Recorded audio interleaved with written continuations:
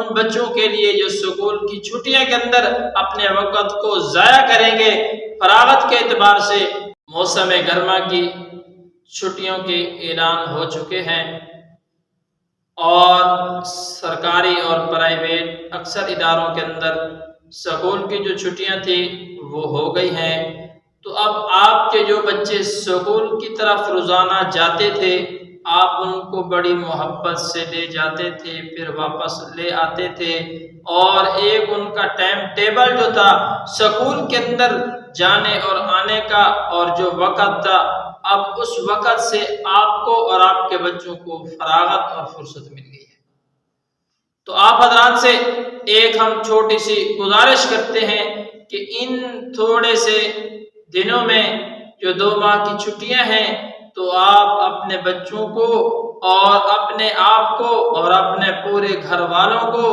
اس طرف متوجہ کریں کہ جب وہاں پر بچے کے اوپر پورے گھر والے پورا سال سکول کے لیے محنت کرتے ہیں، تو آپ ان 2 ماہ کے اندر اپنے بچوں کے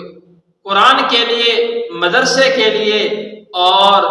اپنے بچے کو قرآن کی تعلیم کے لیے اور دینی تعلیم کے لیے بھی 2-2.5 مہینے صبح و شام کر کے اپنے بچے کو مدارس کے اندر، مساجد کے اندر اور اساتذہ کرام کے سپرد کریں، تاکہ آپ کا بچہ جہاں پر دنیا کی ڈگری حاصل کر جائے گا تو وہاں پر دین کی ڈگری بھی اس کے پاس ہونی چاہیے۔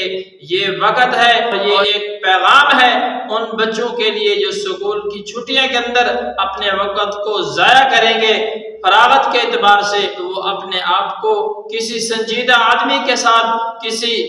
امام اور کسی قاری کے پاس بیٹھ کر اپنے قرآن کو سیکھیں اور قرآن کی تلاوت کریں اور اپنا قرآن درست کریں، اور جو چھوٹے بچے ہیں وہ قرآن پاک پڑھ سکیں۔ آج معاشرے کے اندر اس کی بہت قلت ہے کہ جہاں پر بچے کو، ہمارے کو انگلش، اردو بولنی آتی ہے، وہاں پر بچے کو قرآن پاک نہیں آتا اور قرآن پاک کے تلفظ تک نہیں آتے، تو یہ کس کی قصور ہے؟ یہ ہماری قصور ہے، یہ والدین کی قصور ہے۔ تو خدا را اس جرم سے خود بھی بچیں اور اپنے بچوں کو بھی بچائیں۔ اللہ رب العزت عمل کی تو